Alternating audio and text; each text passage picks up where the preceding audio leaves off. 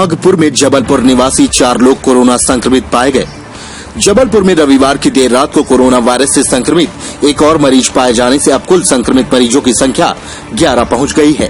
सराफा बाजार निवासी 70 वर्षीय सुरेंद्र सोनी की तबीयत पिछले कई दिनों से खराब थी।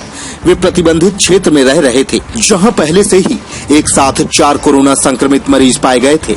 उनके द्वारा सतर्कता न बरतने पर अब उनके खिलाफ और इसके साथ ही पूर्व में संक्रमित पाए गए मरीज ओए गुहा के खिलाफ अब आपराधिक मामला दर्ज किया जा रहा है। जिला प्रशासन ने अपनी जांच में पाया है कि इन दोनों मरीजों ने सोशल डिस्टेंसिंग का पालन नहीं किया, जिस वजह से वे भी संक्रमित हुए हैं और कई लोग संदिग्ध अवस्था में पहुंच गए हैं, जिन्हें होम क्वारंटाइन करना पड़ा है। इधर नागपुर में जबलपुर निवासी 4 लोग कोरोना संक्रमित पाए गए हैं। हालांकि यह सभी 16 मार्च को जबलपुर से नागपुर पहुंच गए थे, इसलिए जबलपुर में तो कोई बड़ा खतरा नहीं है। लेकिन जिला प्रशासन ने इन 4 संक्रमित मरीजों के जबलपुर स्थित परिजनों को होम क्वारंटाइन कर दिया है और उनके स्वाब सैंपल ले जाकर जांच के लिए लैब भेज दिए हैं। जल्द ही उनके परिजनों की रिपोर्ट भी आ जाएगी। नागपुर में संक्रमित पाए गए 4 लोग तबलीगी जमात के लोग हैं, जो कि नागपुर स्थित मस्जिद में धार्मिक कार्यक्रम में शामिल होने के लिए गए थे। कलेक्टर भरत यादव ने कहा है कि कोरोना संक्रमण के सोशल स्प्रेड को रोकने के लिए सोशल डिस्टेंसिंग का पालन करना जरूरी है, नहीं तो जबलपुर में भी इंदौर और भोपाल जैसी स्थिति हो जाएगी। उन्होंने लोगों से एक बार फिर अपील की कि वे सार्वजनिक रूप से एक जगह जमा न हो और घरों से बाहर न निकलें। ये अच्छे साइन है हमारे यहाँ की लोग स्वस्थ हो रहे हैं, लेकिन ये भी एक चिंता वाली बात है कि लोग नियमों का पालन नहीं कर रहे हैं। कहीं ये दोनों केसों में लापरवाही समझ में आई है, इसलिए हम दोनों मामलों में FIR करा रहे हैं और इस तरह के मामलों में सख्ती से ही अब शासन प्रशासन जो है पेश आने वाला है।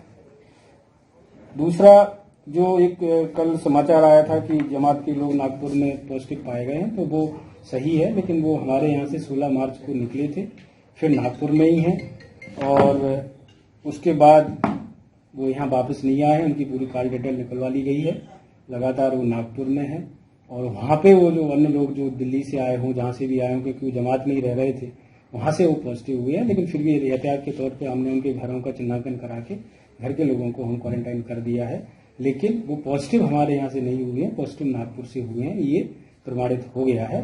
तो उस वाले मामले में हमें जो एहतियात करना है, एहतियात बरतना है, वो हम लगातार बरत रहे हैं। 132 लोगों की जो सूची आई थी, जो कि निजामुद्दीन में लोकेशन उनकी मिली थी मार्च के महीने की, तो वो भी सब लोग आइडेंटिफाई हो गए, एक-एक का वेरिफिकेशन हो गया। उसमें सारे लोग ट्रेन पकड़ने के लिए ज़्यादातर लोग जो है आइडेंटिफाई हुए थे, लेकिन फिर भी उनको सबको होम क्वारंटाइन कर दिया गया है। डाटाबेस में उनको ले लिया गया है, एक-एक की पड़ताल कर ली गई है। बाकी जो अन्य विषय हैं, अन्य विषयों में एक तो ये है कि अभी वर्तमान समय में बैंकों में बहुत भीड़ लग रही है।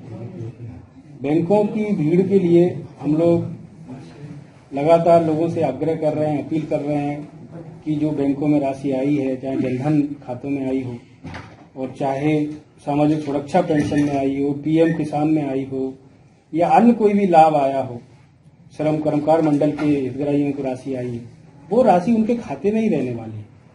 कोई राशि जो है लैप्स होने वाली नहीं है, कोई राशि जब्त होने वाली नहीं है, वो लगातार उनके खाते में रहेगी। जब उनको जरूरत हो तब निकालें, भीड़ ना बढ़ाएं, जब जरूरत है तब निकालिए। व्यवस्था पूरी है, बैंक भी लगातार खुलेंगे। हमने तो छुट्टी के दिन भी बैंक खुलवाया था, हमारे ही जिला था जहाँ केवल छुट्टी के दिन बैंक खुला था।